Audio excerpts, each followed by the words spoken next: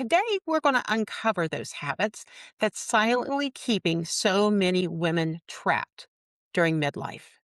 And more importantly, we're going to talk about how to break free.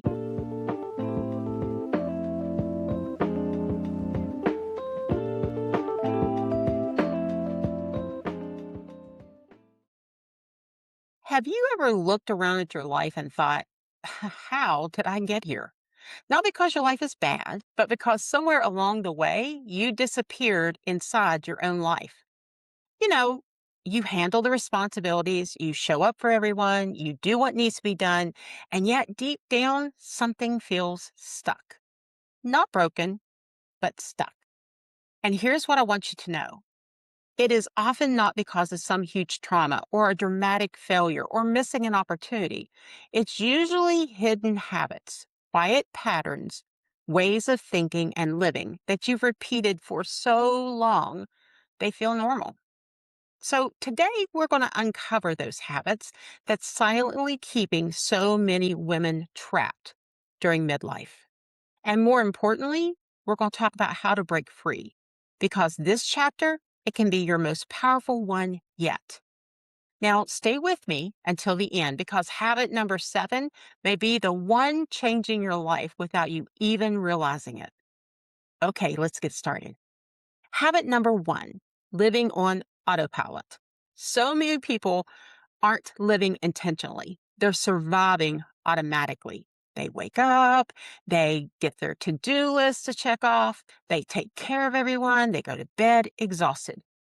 And then the next day, they repeat. And the next day, they repeat. And the next day, they repeat.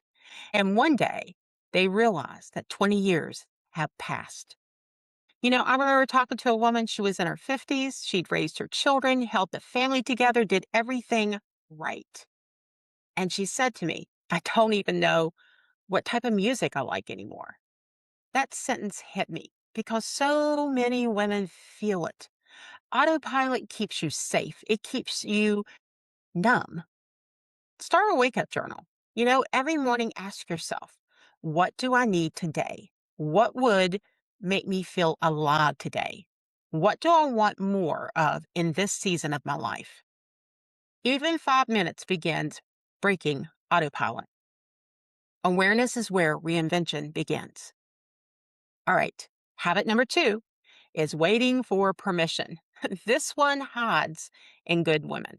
Women who've spent decades being responsible, but now they wait for permission to change, permission to rest, permission to dream, permission to start over, permission to choose themselves. But listen, here's the truth. No one is coming to hand you permission. You give it to yourself. I once worked with a woman who wanted to start a small coaching business at the age of 58, but she kept saying, who am I to do that now? One day she asked herself, what if I'm not too old and it's not too late? What if I'm right on time? And when she had that thought, everything shifted. So I want you to get a piece of paper and a pen, and I want you to write this down. I no longer need permission to become who I'm meant to be. Now say it to yourself each day. Start making one small, self led decision every week. Tiny acts build personal power. All right, let's talk about habit number 3, over identifying with roles.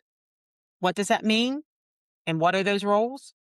Roles could be as a mother, as a wife, as a caretaker, as an employee, as a helper, a good girl. Many women become so attached to their roles that they lose the woman underneath. And when kids grow up, marriage may change, retirement comes, or life shifts. All of a sudden, she's not sure who she is anymore. Then that makes it an identity crisis because roles do change. But maybe you forgot who you are beyond them. Midlife often isn't a crisis, it's an invitation. Imagine a woman standing in her kitchen after everyone has left the house. It's quiet, the coffee's in her hand, and for the first time, she wonders, what do I want? That question can feel terrifying and liberating. So make a list for yourself and ask yourself, who am I beyond what I do for others? Who was I before life became duty? What parts of me want resurrection? That's powerful. All right, let's look at habit number 4, romanticizing someday. Oh, I think we've all done that. This one habit keeps dreams in prison. When we start saying to ourselves, I'll do it when. I'll do it when things calm down, or when money improves, or I'll do it when I lose weight, or I'll do it when the timing is better. I'll do it when everybody is supporting me in my goal. When you say the word someday, it's kind of sneaky because it sounds hopeful, but often it's fear in disguise, and fear loves postponement. The truth? Someday is often where dreams go to die. So start before you feel ready. Ready usually comes after you've started action.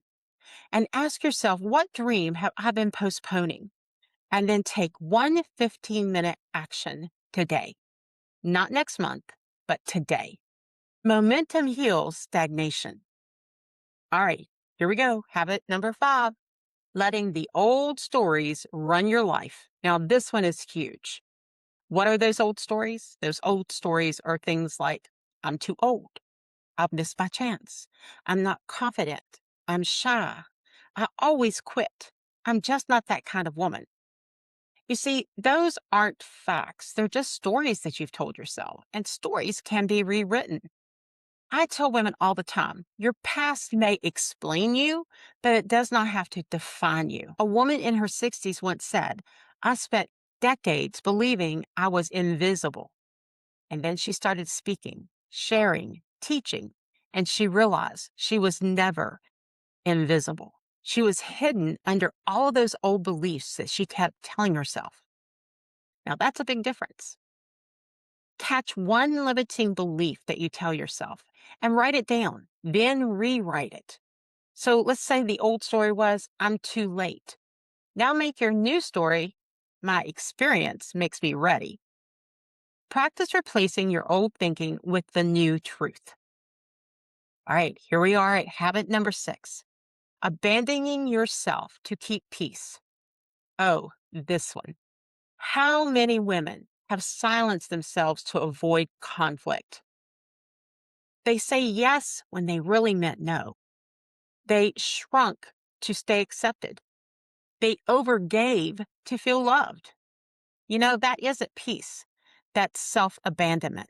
And it creates resentment, exhaustion, disconnection, and midlife often awakens a woman to this. She starts thinking, I can't keep betraying myself. And honestly, that awakening is such a good thing. Practice one boundary this week. One, a no, a pause, a truth, spoken kindly. Boundaries don't destroy healthy love, they reveal it. Okay, we have arrived at habit number 7, confusing comfortable with fulfillment.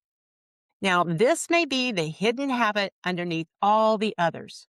Comfort can look safe, it's predictable, it's familiar, but familiar isn't always fulfilling. Sometimes women stay stuck because discomfort feels dangerous, but growth always asks for discomfort. Every reinvention does, every transformation does, every next chapter does. The woman you want to become, she exists beyond the comfort. Okay, so I want you to picture a woman standing at the edge of a new chapter of her life. She's scared, she's unsure, but she's excited.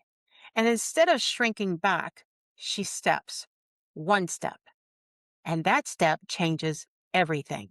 Not because life becomes easy, but because she finally trusts herself.